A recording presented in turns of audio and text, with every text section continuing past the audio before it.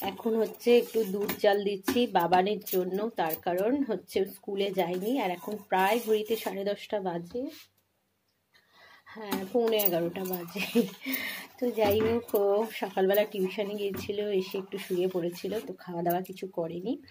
তো এখন কমপ্লান খাবে, ঠিক আছে। তো ওর জন্যই একটু মানে দুধটা জাল দিচ্ছি। আর রান্না বান্না বলতে সেভাবে কিছুই এখনো হয়নি। আর দেখো চলছে এখানে রান্না বান্না। ভাতটা করেছি, আর হচ্ছে সকালবেলা পেঁয়াজ কালি আলু ভাজা, আর তার সাথে মাছের ঝাল, এইটুকুই হয়েছে। আর এখন ভাতটা করে নিলাম। আর এখানে দেখো এই অবস্থা, রান্না বান্না এখনো হয়নি, তো করবো সবটাই, ঠিক আছে। আর দেখো তারাও, দেখো ওটাকে কীভাবে দেখাবো, গতকালকে রাতে গিয়ে কিন্তু মানে এই স্ট্যান্ডটা আর কি নিয়ে এসেছি। চলো তোমাদের ডাইনিং একটু দেখাই। এই স্ট্যান্ডটা হচ্ছে কালকে কী বার ছিল, কালকে হচ্ছে সানডে না স্যাটারডে যখন লাইভ করছিলাম, তো লাইভ করতে করতে না হট করে দরজাটা চিপে দিয়েছি, তো এইটা কিন্তু ভেঙে গেছে, ঠিক আছে। তো এটা আর খোলা যাবে না, মানে বলতে পারো এটা একদম বাতিল, ঠিক আছে। তো আমি ছোট আর কি ট্রাইপডটা দিয়েই ভিডিও বানাই, ঠিক আছে। আর তার জন্য কালকে ছিল সানডে, তো দেখো কোনো রকম ব্লগ আমি শ্যুট করতেই পারিনি, ঠিক আছে। এইটা আবারও একটা কিনে নিয়ে এসেছি, সেম টু সেম। এই যে কীভাবে দেখাবো, এটা একটু টানো তো, একটু এটা শুধু টানো, হ্যাঁ হ্যাঁ ঠিক আছে। এই দেখো দেখো, এর জন্য আমি ভিডিও বানাতে পারিনি, ঠিক আছে। এটা তো খারাপ হয়ে গেছে, আর এইটা নতুন আবার নিয়ে এসেছি।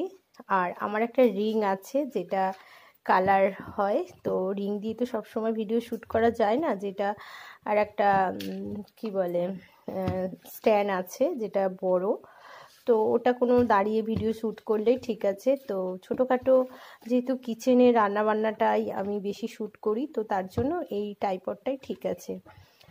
তো এর জন্যই কিন্তু গতকালকে আমি কোনো রকম ব্লগ শ্যুট করতে পারিনি, ঠিক আছে। তোমাদের সাথে শেয়ার করে দিলাম, আর তো সঙ্গে থাকো সারাদিনের ব্লগ।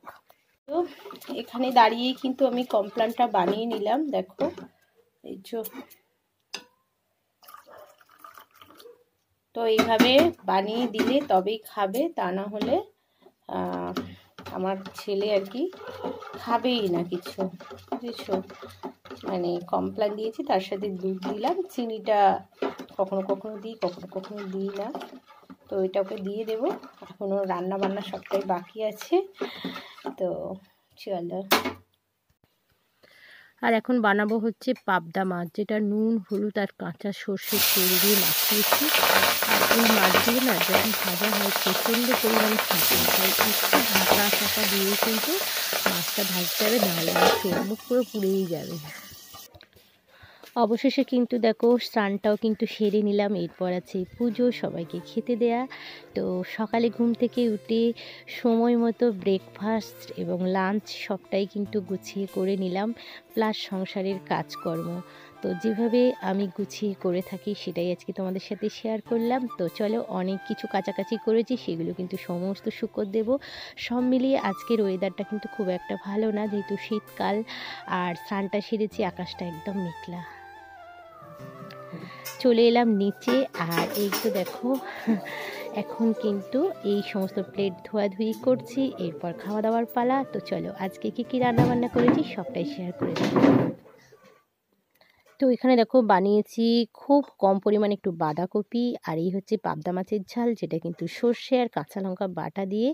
আর এখানে আছে গতকালকের বেশ কিছুটা চিকেন, যেটা গরম করে নিয়েছি, আর এই হচ্ছে ভাত।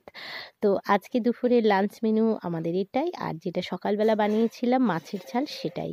তো আমার এই লাঞ্চ মেনু আপনাদের কেমন লাগলো অবশ্যই কিন্তু কমেন্ট করে জানাতে একদমই ভুলো না। ভালো লাগলে অবশ্যই কিন্তু একটা লাইক করো, আর ভিডিওটা ভালো লাগলে সাবস্ক্রাইব করার অনুরোধ থাকলো। তো চলো বন্ধুরা, আজকের মতো এই পর্যন্ত, আবার কিন্তু দেখা হচ্ছে নতুন কোনো ব্লগে। আর এখন খাওয়া দাওয়াটা সেরে নেব।